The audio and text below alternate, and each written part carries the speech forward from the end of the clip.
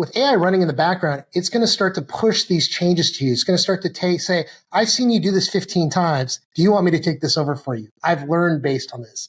The dangerous side could be like, oh, I'm going to lose my job. These people are going to lose a lot of jobs because these are mundane tasks that have millions of people working on it. The positive side, if you look at the other way, is like, this frees up time to do more critical thinking. This frees up time where you're not doing the same thing, but you can challenge yourself and actually push the limits of what's possible because time is no longer constrained.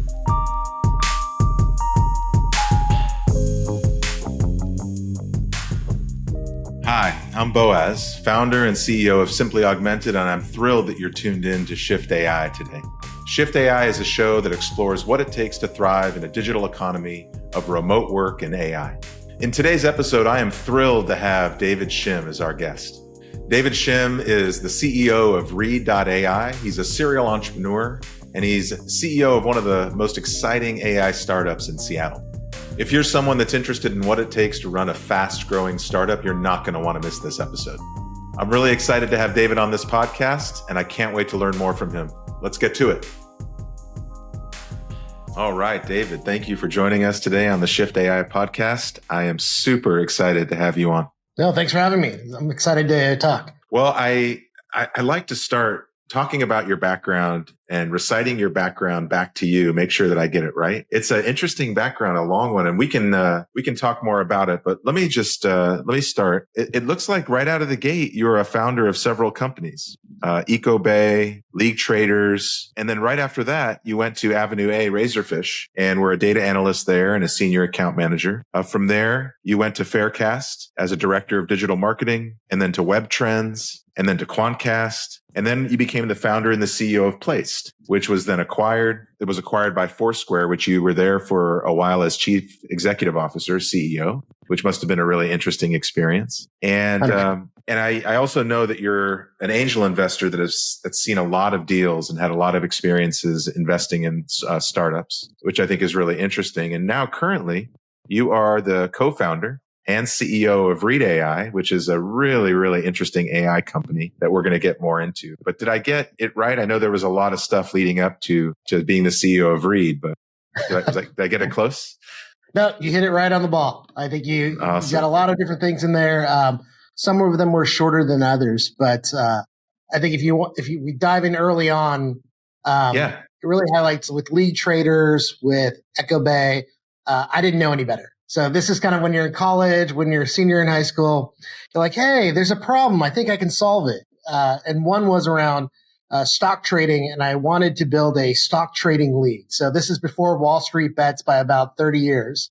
And I thought that it would be interesting to have a concept of, can I go into E-Trade? Can I go into Ameritrade back then, the different online brokers, pull down the trades that people were making, and then let people compete against one another with audited results? Now, it was an interesting idea. Trading wasn't that big at that point. There were people doing it, but it wasn't a big market. And ultimately, I was too young at that point, too. I think I was about 18, 19 years old at that point. And it was hard. I'm not certified. I don't have any connection to the space. I'm not a developer. It's really early in a nascent industry, which is online trading. So that ultimately didn't do much other than it got me through that first startup experience of like, what does it look like to do a business plan? What does it mean to actually say you're going to do something versus actually doing it? Yeah. So when you got out and started doing startups, I mean, what led to the Razorfish job? And then from there, you started doing some really interesting projects and jobs. What did that transition look like from those early startups to that Razorfish job, and then off, into data analyst jobs, and then eventually to CEO jobs? Yeah, with the Razorfish, it kind of highlights a lot of what I've done across my career, which is you get in early where you see an opportunity where you don't have necessarily people with 10, 20, 30 years of experience ahead of you, but rather it's a nascent space. And if you can pick that space at the right time, it does accelerate your career. So when I joined Avenue A Razorfish,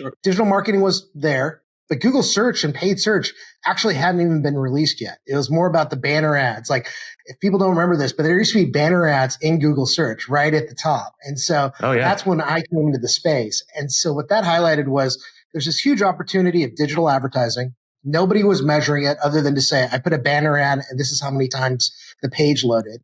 And so taking that, we just went in really deep with the cohort of like, if you look at a lot of Seattle startups now, a lot of folks have that Avenue A DNA where they've gone out to build other very successful startups. And I think it's because we went into a space that was new. It was about the data. We dove into the data and we figured out how do we optimize that data to drive performance. Yeah, that's really interesting.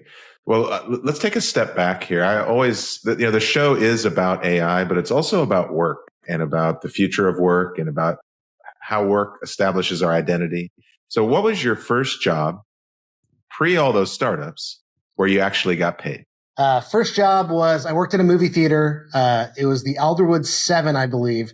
And I made popcorn and I served drinks. I still remember the price. It was $5.95 for a medium popcorn and a medium drink. And I got to get all my friends into movies and my family into movies for free. So that was a lot of fun.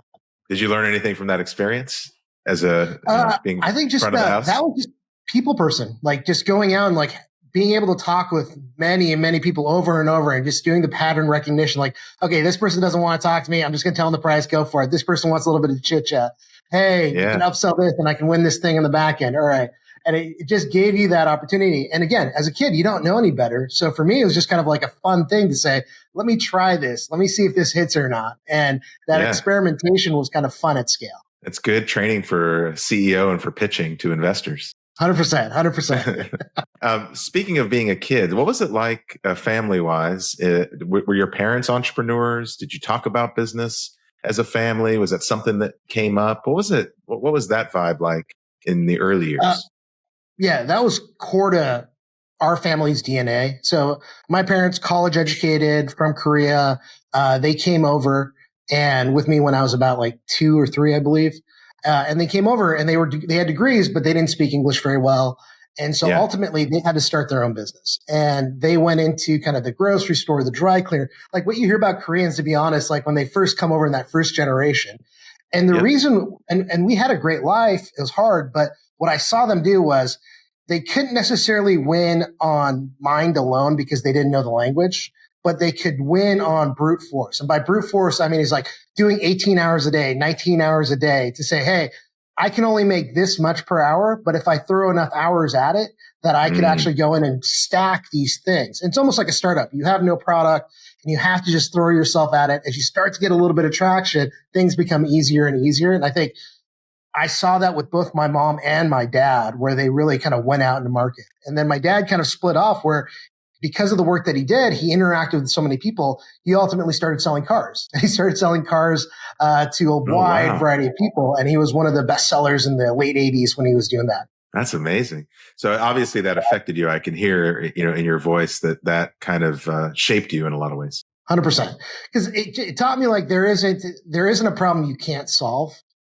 Either you can do it if you're really smart and you can solve it with this elegant solution, or you could solve it with brute force, with resources of time that you have available. So it's less about a problem can't be solved. It's more about how can it be solved? And do you want to put the work into it? But for us, it was just like, no, we've got to go in. We've got to go to school. We've got to be able to pay the rent. We've got to be able to get a house. We've got to be able to get a car. All those things kind of were things where, hey, we have to do this. So how are we going to do it? What was your favorite job as you look back on your career so far? When I'm stressed, my favorite job is the movie theater, because the movie theater was, you didn't have to worry about it. It's like, I'm selling you popcorn. I'm selling you a soda. What's the worst thing that you can get? My popcorn's cold. No problem. I'm going to toss out 2 cents worth of popcorn and give you some fresh.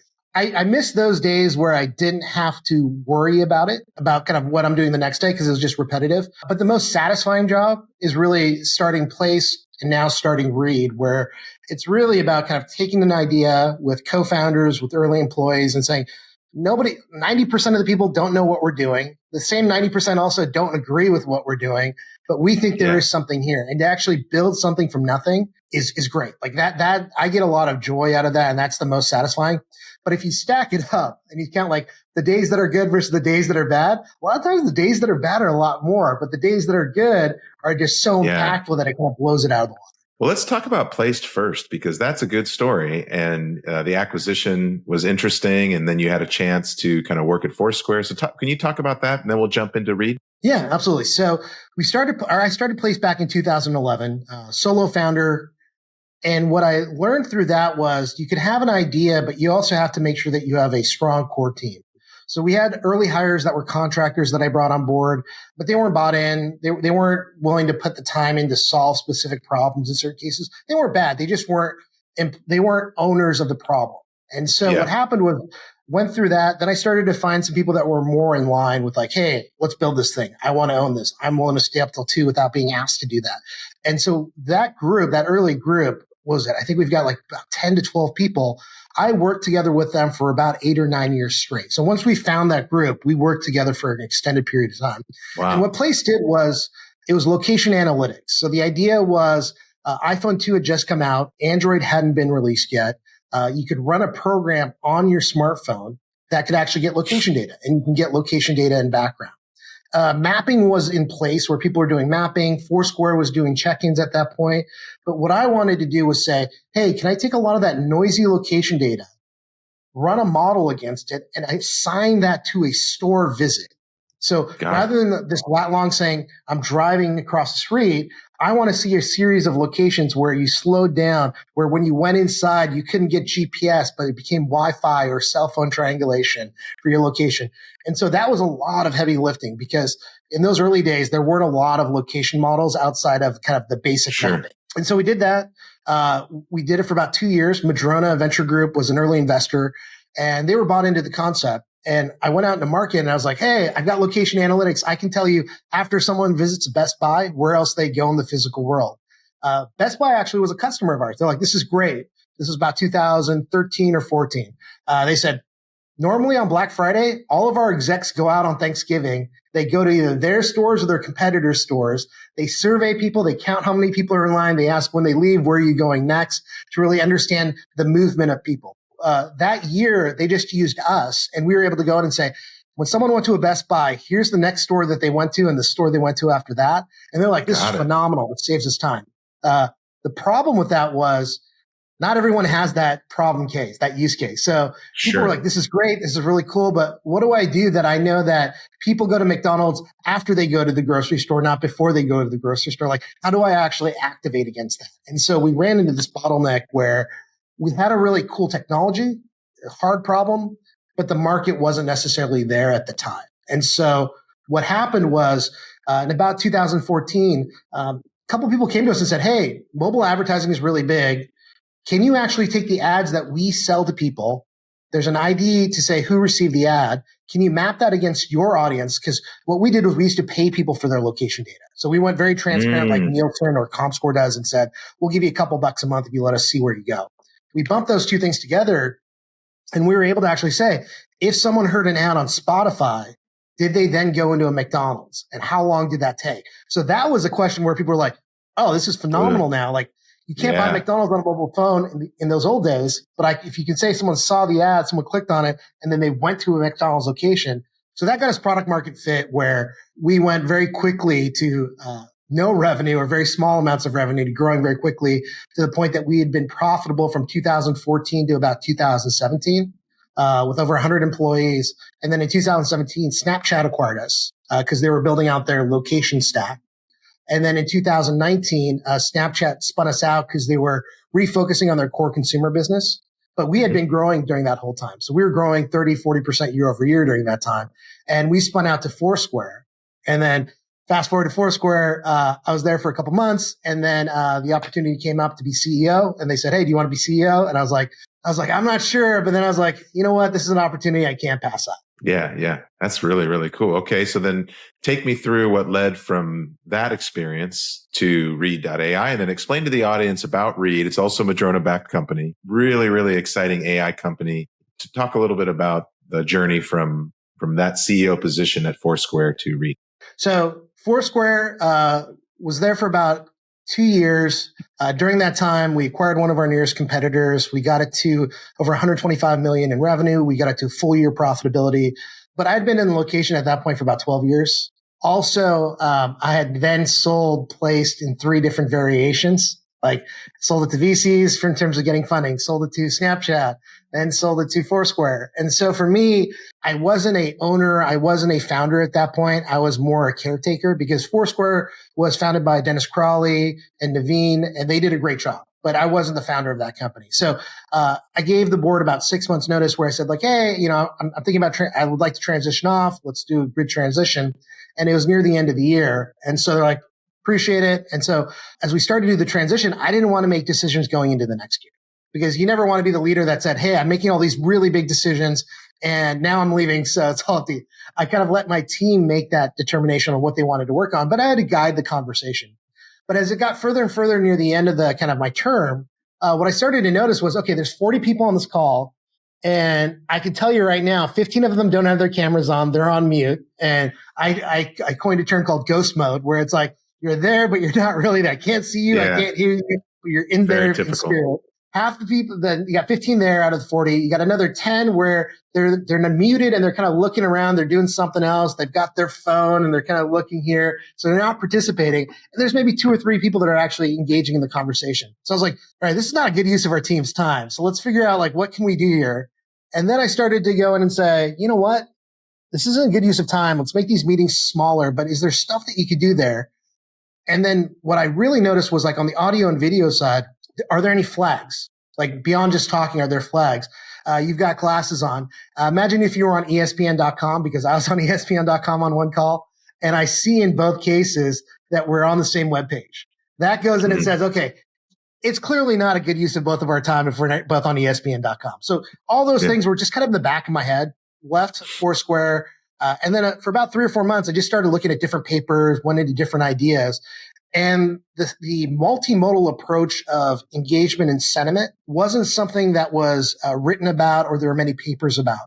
And especially with COVID, people weren't using it for video conferencing. They were more using like audio, where it's like the Alexa problem, where it's like, hey, natural language processing, is there tone, is there prosody associated with that? When it came to video, there wasn't wide scale video. Video was limited to, I'm doing a market research study. I want you to eat this. I want you to watch this movie. I want you to react to this commercial. And then they'll look at your facial expressions. But it's a very controlled environment versus all of a sudden now you've got almost 300 million people a day on video conferencing platforms where they weren't using video conferencing 6 months ago. And so that got me thinking like, and this goes back to kind of the opportunity. There's all this data. There's all this exhaust available. Everyone is tired. Remember that term Zoom fatigue that came out or meeting fatigue that came out? And I was like, there's got to be a better way to do this. And so I started to go down the rabbit hole of, can you take those old papers? Is there something there that I can use and actually figure out sentiment and engagement to then figure out, is this meeting productive or not? That was the starting point. Is this a good meeting or a bad meeting for the people that are involved? And that's where we kind of started that problem set to explore like what is possible with this data. So when I think about Read, I think about that because I see some of the dashboards that show up. And for those in the audience that have used Read, when you have a meeting, that shows up for you on your right, and you can understand sentiment that's happening in that meeting based on everybody that's on the call.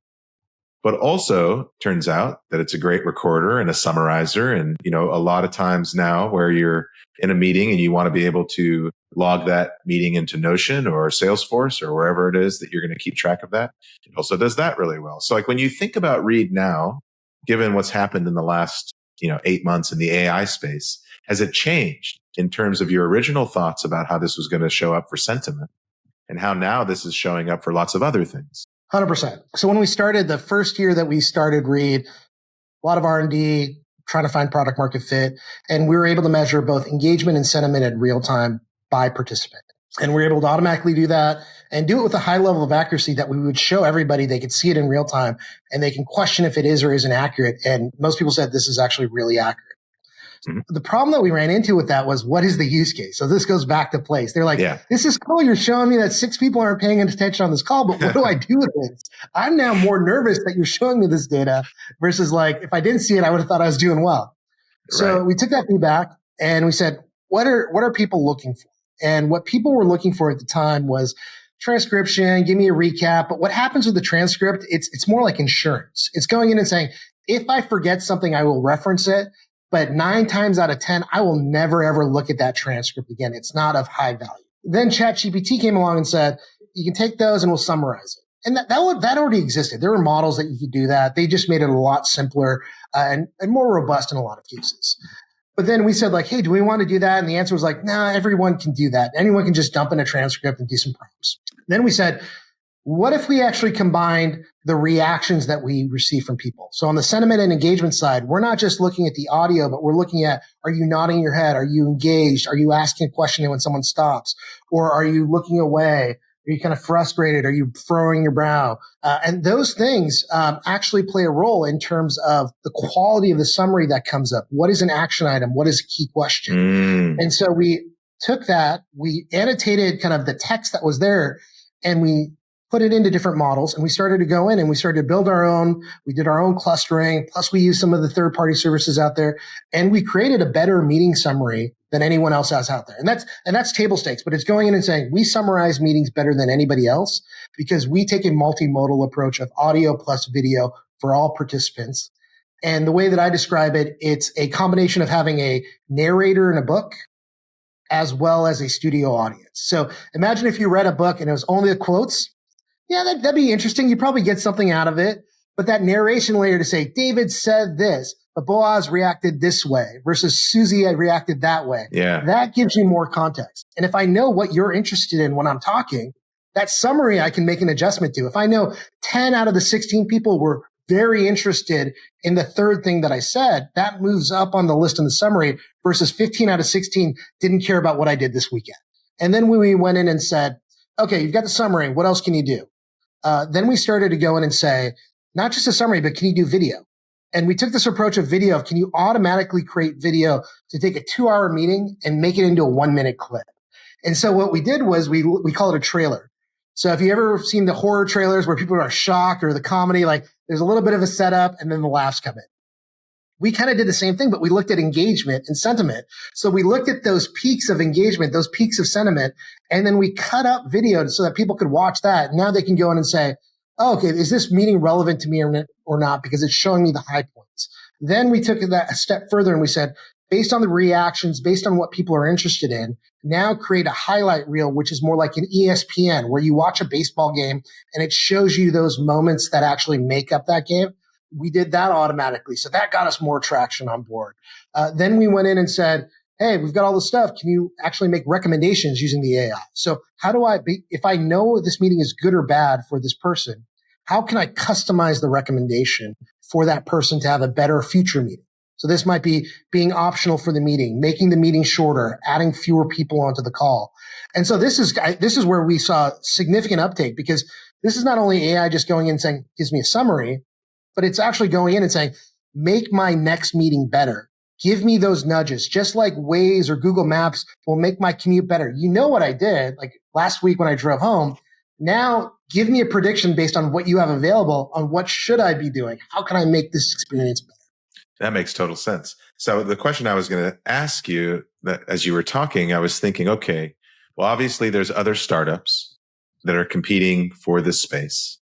There's incumbents that are competing for this space too. And so when you think about competing against those, a lot of it is around sentiment and being able to have better summary than you would otherwise have by just using a large language model to take the transcript and create a summary. I mean, at the end of the day, I want to, as a customer, come back to the summary, and I want to be able to think in my head, wow, how did they do that? How did they understand what was so important about that meeting? Is that fair to say? 100% fair. And with the incumbents that are the platforms, we actually partner with them very closely. For Zoom, we're a Zoom Essential app, great partners of ours. With Google Meet, we're a launch partner for their Google add-on apps. So this is kind of an app experience that they have in place.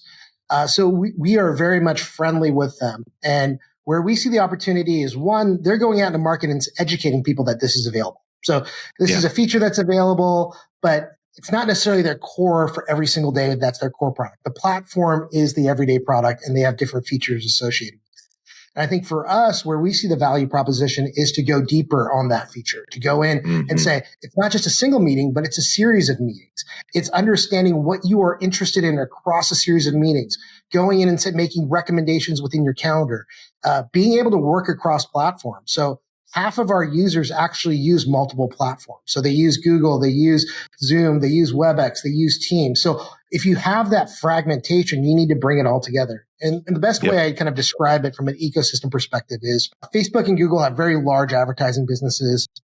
A lot of people would argue they're walled gardens. You don't get to play in there. They've got their own attribution. They've got their own advertising. They've got their own tracking. But there's companies that come in that play in that ecosystem that they're able to work and plug into Facebook, Google, Snapchat, video inventory, Roku, Amazon. And when you're able to go in and work across those platforms, you actually have a more robust solution. And a great example of that is the Trade Desk, which is a platform for media buying, where they don't sell any media, they don't own any inventory, but they've built a business that's market capped at about 50 billion today. Yeah, no, that makes sense.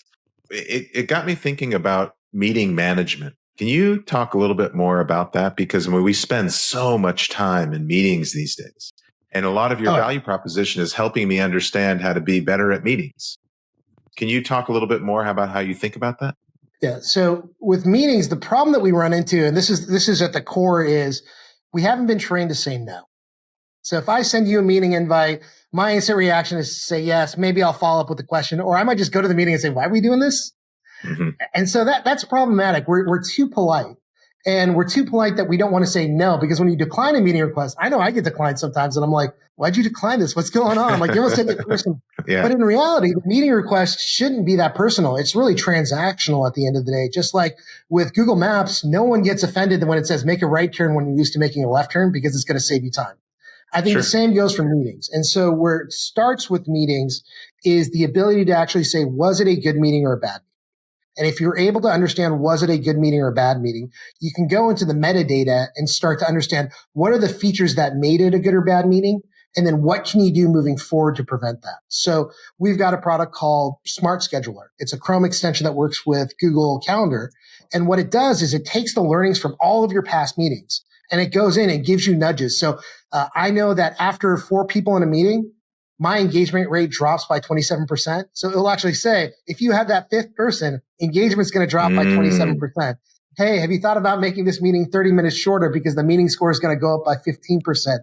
Hey, did you realize that there's a 3-hour block here for everybody else except you? This is not the best time to actually have this meeting. So it's actually going in and using my existing workflow, but it's going in and taking that knowledge and just giving me those subtle nudges to make that experience better. That is really interesting. I've been thinking a lot about my meeting time and how to bucket meeting time. It's an overall calendar strategy, but being really, really intentional about when you have meetings on what days.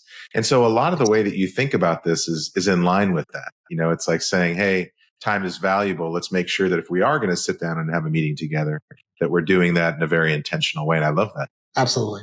And the problem that you run into today with the intentionality is important, because Shopify, great company, they had meeting bankruptcy at the start of the year. They got a lot of press. They said, hey, we are canceling all meetings, and the only way you can schedule meetings is if you do X, Y, and Z.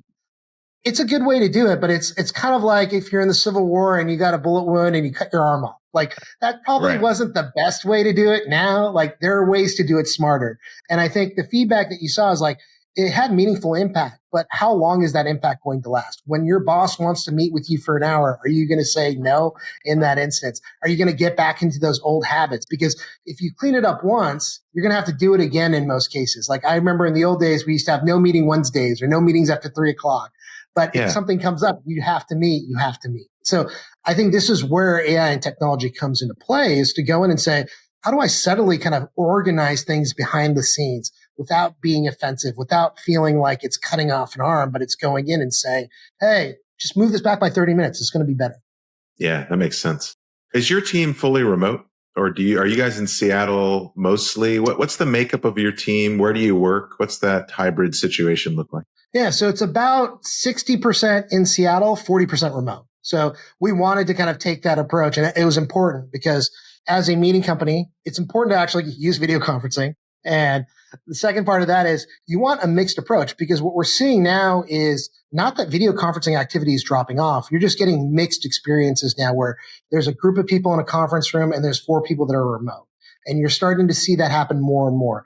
We were able to get into that early and really start to understand, how do we handle a conference room where there's multiple people versus everyone's on a single screen like you and I are right now, and being able to see each other. This is the easy part when it comes to audio video. The harder part is when there's multiple people. So we built our models against that to identify different voices, to identify different silhouettes of people that are in the conference room. And so we've kept with that, where we want to be kind of that hybrid approach. the people that work here, a lot of people I've worked with in the past. So it's been an opportunity to kind of bring in those Seattle folks, but there's also bright minds across the US that I've worked with that I haven't worked with that we've been able to bring together. It's an interesting time to think about that. When I was at Meta, we talked a lot about meeting equity because you'd have some people in the office together. You'd have some people, calling in remote. And now that technology companies are asking a lot of people to come back to the office, that's going to be, even worse. You're going to have people that are calling in remote that might not have the same command of the room as the people that are together. But you're thinking about that, it sounds like, and you're being able to kind of understand what that looks like and maybe coach people on next steps around what that looks like for equity in a meeting. 100%. And that's where kind of the inclusivity comes in, where you're going in and saying, we've got a meeting with 12 people, 2 people are remote. If they don't say anything over the next 3 or 4 weeks, you'll be able to go in and get those nudges to say, hey, you might want to get them more involved in the conversation or make them optional or let them not come to this meeting because it's not the best setup when you're inviting 2 remote people when there's 12 people in the conference room. And so again, those nudges are not someone like a peer or a manager telling you, do this differently. Because just by nature, when someone gives you feedback, like people say feedback is a gift, like most people don't take it as a gift. They take it hopefully just flat, but sometimes they take it personally. And so in that instance, when the AI can go in and just give that nudge directly to you, that becomes infinitely more valuable. It's like, you know what? I haven't participated in this call in the last 4 weeks. I don't like being on this thing. I always ask myself, why am I here? Hey, I'm just going to decline this and I'm going to ask these 2 people if we can meet separately. And so that gives you a better outcome where you might not have been able to do that without a lot of ruffling of feathers in the past. Now you're able to very simply do that because, hey, I just checked the box because it made a recommendation. Do you think that people take feedback, constructive feedback, easier from a computer than they do from a human? I would say yes. Because how are you going to get angry at a computer, right? Like, and I think the most classic example is backseat driver driving a car. People get really angry when someone tries to tell them how to drive, the direction. You're going too fast, you're going too slow, do this. I've never heard anyone say, Google, what are you talking about? This is messed up. I'm super pissy. Like, they're like, no, this is great. They love it so much that they'll change it to Morgan Freeman's voice to tell them directions. Absolutely. Touching back on one other thing about remote work that I think is interesting, as a CEO in the early days of Place, let's say, where there wasn't a lot of video meetings, what are your thoughts about hybrid and remote work in terms of being able to get talent that was hard to get when everyone had to be together? Do you have a position on that? I think it's great from a talent perspective. I think we're still in the early days, to be upfront. I think you heard about, hey, you could hire someone of same skill set that is in South America, as in Asia, as in Europe. Those things are things that are coming into play, but you're seeing a little bit of a pullback now in that area. It's a little bit more difficult. They realize there's a lot more overhead. Like, yes, they can do the same amount of work. They can probably do it even cheaper, better in certain cases. But there's a lot of overhead to set that up. There's a lot of management that you need to do that you don't factor into the equation. But I will say, like, we've got people that have worked in very remote locations that we wouldn't have been able to bring on board, but we knew that their talent was there. We knew that their experience was there, that we were able to kind of go in and bring them into the fold, and they've had a material impact on the business. So I think it gives you the opportunity when in the past you'd have to say goodbye to someone because they had to move away, because they had a family obligation, they had to do something else. Now it's not goodbye. It's just, hey, it's more remote. But I think this is where there's a lot of push going on right now, technology around asynchronous meetings. So not meetings that you have live where if I'm talking to someone in China that I need to be up at like 2 a.m. to actually make the call on their side in the afternoon. Those things are very difficult to do. But what we're seeing is people starting to have meetings where they can get people who are available on the call. But as you're able to kind of slice it up where you've got highlights, where you've got summaries, now all of a sudden they're dropping that into Slack. They're putting it in Notion. And these meetings are getting kind of replaced where you don't need to have these meetings because the content is already being delivered into the system. Like we just introduced an integration with Zapier, and then we've got webhooks where people are putting these into the most interesting spaces that we didn't necessarily expect. And they're like, no, this is great. Now I don't have to do a meeting. Now this person doesn't need to be on a call. We're getting more requests where people are saying, is it okay if I just send Read instead of me attending this call? And we're like, absolutely. Like, just check your setting here. We'll join the call on your behalf. And they're like, this is great. I don't have to go to calls anymore. That's huge. And people are going to sign up for that all day long. And I think that's the benefit of like AI. If you can trust that kind of solution to take the right notes, to give you the summaries, to identify those takeaways, and then let you drill in when you need to, either through a transcript, a video, or even asking questions. I think that's where the benefit is going to come into play for AI. It's not going to be jobs that are gone. It's going to be the mundane tasks that disappear. It's going to be those reminders where I used to have like 15 notepads before Read that I would just write different things. And I'd have to remember to look at this thing at this time, and I find it. And somehow I was able to do most of it, but I would miss a lot. Now I just have a list that goes in and says, hey, after every meeting, after every call, it takes the action items, it takes the key questions. I'm able to reference it. And that's where I think the value is with AI. It's taking away that mundane task that isn't of high value and opening it up for more work to do that it's more higher value that you might not have been able to get to. Yeah, I definitely agree with you on that. Has there been a mentor in your life that has been really impactful to you over the years? Yeah, I think, of course, parents from the hard work perspective, really kind of putting in the hours to make sure that we were set up well. I think my mom worked till like 7, 8 o'clock, then made dinner when she got home, took care of the kids, took care of the house, then went back out at 5 a.m. to go back to work. So I think same for my dad. And I think those two things have been great as mentors. I would say from a business perspective, I did find mentors along the way because I didn't necessarily have that experience where I could go to someone and say, hey, how did you do that contract? How did you incorporate? How do you handle management experience when you do X, Y, and Z? And so from that perspective, early on, Steve Jarvis was a big mentor of mine when I was coming out of college. He was an exec at Alaska Airlines back in the 90s and 2000s. Great guy. Like really, I was able to pick his brain. Like, how do you handle this? This person I'm working with is really not delivering. What do I need to do? And what's the right way to present this? Then it became, as we started the startup stuff, Matt McElwain, incredible like mentor, where initially when I came on board, I didn't know anything about VC. I didn't know how to talk. I didn't know what numbers you needed to look at. And he took, when he was the early investor in Placed, where I was like, oh, I'm going to try to do this myself. I've got a little money saved up. I think I got 1 or 2 people I can bring on board. He's like, well, we do seed investing at Madrona. I've seen what you did at Faircast. Like, I'd love to kind of be able to support you in this kind of vision that you have. And back then, $300,000 was a lot. Like now, $300,000 isn't even a pre-seed round. But we had $300,000 that he gave to this first-time founder, really, like official founder. And he was able to kind of guide us to like ask the tough questions without making the decisions. So like, hey, you've got a great product or you've got a great technology, but no one's buying it. What should we do next? Like, here's what I've seen for other companies that have happened. So I think he's really been able to guide the way there as well. That's really cool. Matt was on the show previously, and really interesting to hear him talk about AI and the way he thinks about it. And he talks about you fondly.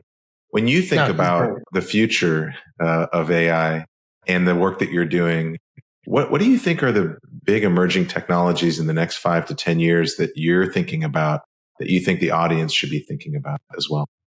Yeah. So with AI specifically, I think we're going somewhat in the wrong direction when it comes to the question asking. So everyone talks about, I can ask a question of a picture. I can ask a question of a PDF. I can ask a question of a meeting. Like those are all interesting, but the closest analogy that I can give to that is Ask Jeeves. Ask Jeeves was, for the people that are a little bit younger, it was a search engine where you would ask questions and it would give you results and it would give you answers.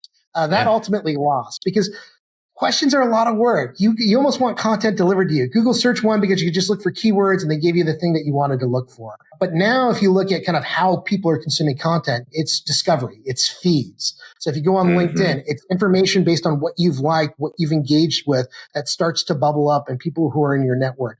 I think the biggest one out there for mass market is TikTok.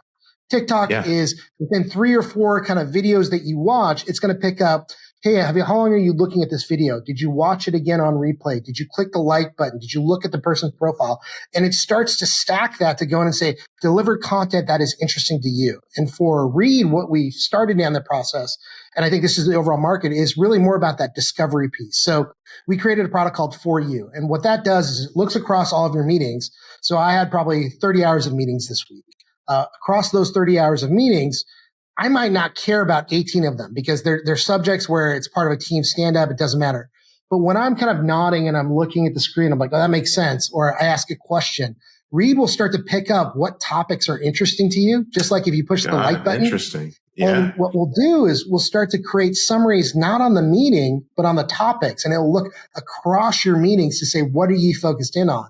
And for us, like the last couple of weeks, when I look at it, it's like, okay, it's not meetings about productivity, but it's meetings like, how do we get Slack integrated so that we can push meeting reports in? And we just launched that 2 weeks ago. So now it's starting to go in and discover those things. And then we're going in and saying, let me push to me, what are the action items that are assigned to you? So now it's going in and saying, not for the single meeting, but stack those meetings together and give me the latest update on what are the things that I need to do. And it starts to give me a list that I can check off. And I think that's where the market should be going. It's going to be around that discoverability where AI is working in the background and it's giving you nudges as you go versus going in and you asking it questions. I think that's kind of more the search approach, which is great, but I don't think that's the ultimate end approach of AI. Yeah, I tend to agree with you, actually. I think that a lot of the reasons why chat has been such a big thing, it just happened to be the thing that OpenAI used to show us what LLMs can do. It's not necessarily the thing that makes LLMs the most powerful. Very, very interesting. So I always like to end the show with this question. If you were to describe the future of work in 2 words, what would those 2 words be? And then you can elaborate. Less monotonous. And if you think about, there's this whole push on agents. The idea here is like you could train your agents to do things and you can ask it questions. Well, on that discovery theme, on the presentation where things are getting pushed to you versus you're pulling it out, with AI running in the background, it's going to start to push these changes to you. It's going to start to say, I've seen you do this 15 times. Do you want me to take this over for you? I've learned based on this.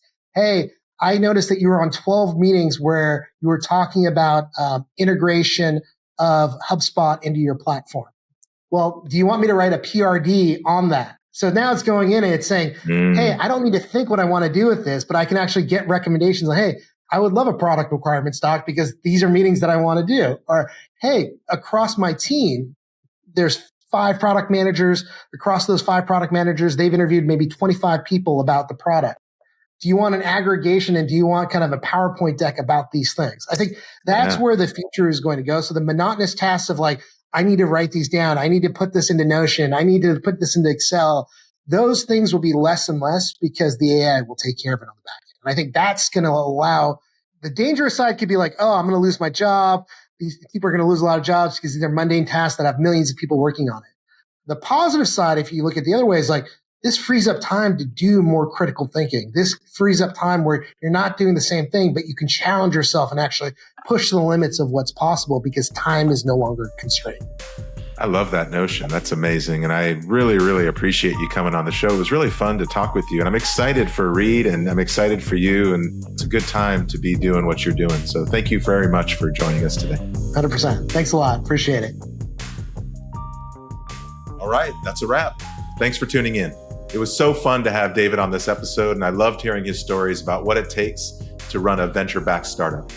If you want to learn more about David, please follow him on LinkedIn and Twitter and keep up with his activity online. I'm always amazed by the guests that we have on this show, and I'm really, really excited about the guests that are coming in the future. Thank you for listening to this episode. Please subscribe for future interviews. And as always, the Shift AI podcast is brought to you by Simply Augmented, and the theme music is by Dave Angel.